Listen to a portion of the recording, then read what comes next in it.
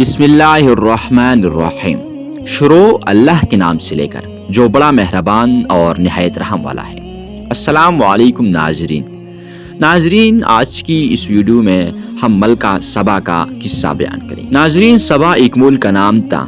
شاید قدیم زمانے میں سبا یمن کا نام ہو یا کہنا مشکل ہے۔ ملک سبا میں ایک غورت حکومت کرتے تھے۔ کہا جاتا ہے کہ ایک مرتبہ حضرت سلیمان علیہ السلام کا دربار لگا ہوا تھا۔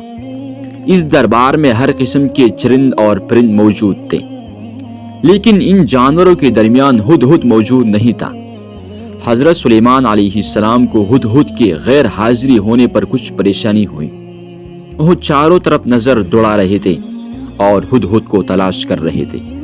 اچانک ہدہد حاضر ہو گیا اور حضرت سلیمان علیہ السلام نے دیر تک غیر حاضری رہنے کی وجہ دریافت کی۔ ہدہد نے بتایا کہ ملک سبا میں ایک غورت حکومت کرتی ہے۔ وہ اللہ کی دین پر یقین نہیں رکھتے۔ وہ آتش پرست ہے۔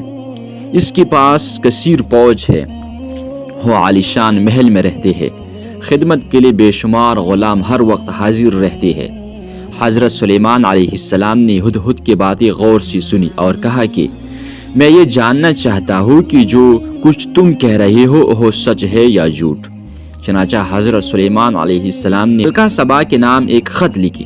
آپ علیہ السلام نے سب سے پہلے بسم اللہ لکھی اور یہ تحریر کیا۔ یہ خط حضرت سلیمان علیہ السلام کی طرف سے ہے۔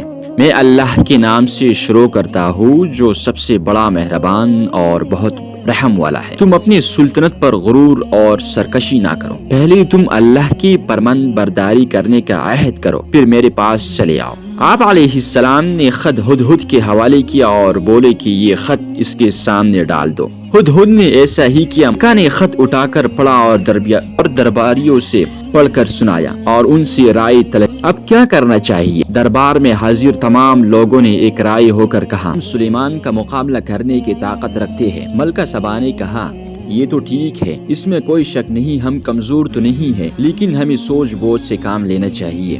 ان سے دوستی کا ہاتھ بڑھانے کے لیے میں تحفے تحائف بیچنا چاہتی ہوں۔ اگر انہوں نے ہمارا تحفہ قبول نہ کیا تو میں سمجھوں گی کہ وہ پیغمبر ہے۔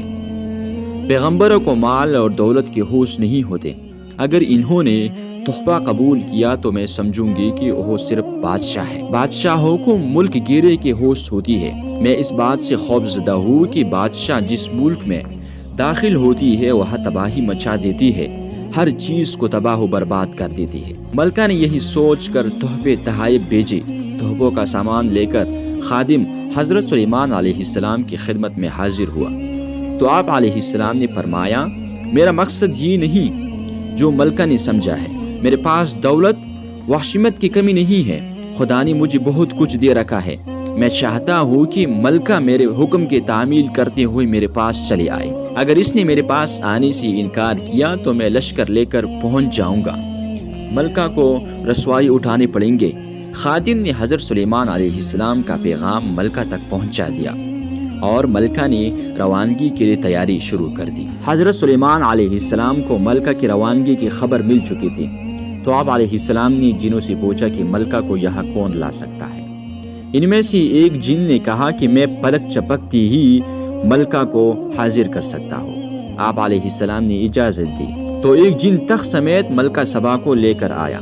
حضرت سلیمان علیہ السلام نے اللہ کا شکر ادا کیا اور حکم دیا کہ اس تخت کے شکل بدل دیا جائے۔ جب ملکہ دربار میں پہنچی تو اس سے پوچھا کہ کیا تیرا تخت بھی ایسا ہی ہے؟ اس نے کہا کہ یہ تو وہی ہے۔ حضرت سلیمان علیہ السلام نے اپنے محل کو حیرت انگیز طریقے سے بڑی حکمت کے ساتھ تعمیر کیا۔ محل کا فرش شیشے سے تیار کیا۔ فرش کے نیچے پانی کی نہریں بہہ رہے تھے۔ ایسا معلوم ہو رہا تھا جیسے یہ فرش نہیں بلکہ پانی ہی پانی ہے۔ جب ملکہ سبا محل کے فرش پر پاؤں رکھنے ہی والے تھے کہ پیچھے ہٹ گئی اور اپنے پائنچے اوپر چڑھائی۔ ایک خادم نے ملکہ کی حرکت دیکھ کر کہا یہ پانی نظر آ رہا ہے لیکن پانی نہیں ہے بلکہ فرش ہے، پنجے اٹھانے کی ضرورت نہیں ہے۔ ملکہ یہ عجوبہ دیکھ کر دھن رہ گئی اور کہنے لگے اے پروردگار، میں نے اپنی جان پر ظلم کیا۔ میں سلیمان کی بات مانتی ہوں، اللہ ہی تمام کائنات کا رب ہے۔ ملکہ سبا حضرت سلیمان علیہ السلام پر ایمان لائی اور آپ علیہ السلام سے نکاح کیا۔ ایک مرتبہ حضرت سلیمان علیہ السلام اپنے بھاری لشکر کے ساتھ راستے سے گزر رہے تھے۔ اس راستے پر چیونٹیاں چل رہے تھے۔ حضرت سلیمان علیہ السلام کی سواری دیکھ کر چیونٹیوں کے سردار نے چیونٹیوں کو خبردار کرتے ہوئے کہا کہ حضرت سلیمان علیہ السلام اپنے لشکر کے ساتھ گزر رہی ہے، ایسا نہ ہو کہ تم سب کو حضرت سلیمان علیہ السلام اور ان کے مصاحبوں کے قدموں کے نیچے اکن رون جاؤ۔ تم سب اپنی حفاظت کے لیے بروں کے اندر گھس جاؤ۔ چیونٹیوں کی بات سن کر حضرت سلیمان علیہ السلام مسکرائے اور خدا کا شکر ادا کیا۔ بیان کیا جاتا ہے کہ حضرت سلیمان علیہ السلام عجیب و غریب حالات میں وفات پا گئی۔ حضرت سلیمان علیہ السلام ایک مقام پر عصا ٹیک کر کھڑے رہے اور اسی حالات میں آپ علیہ السلام سے روح پرواز کر گئی، لیکن آپ علیہ السلام گرے نہیں۔ آپ علیہ السلام وفات سے سب بے خبر تھے۔ جب عصا کو دمک چاٹ گئی تو آپ علیہ السلام گر پڑے۔ اسی وقت جنوں اور چرند اور پرند کو آپ علیہ السلام کی وفات کی خبر ہوئی۔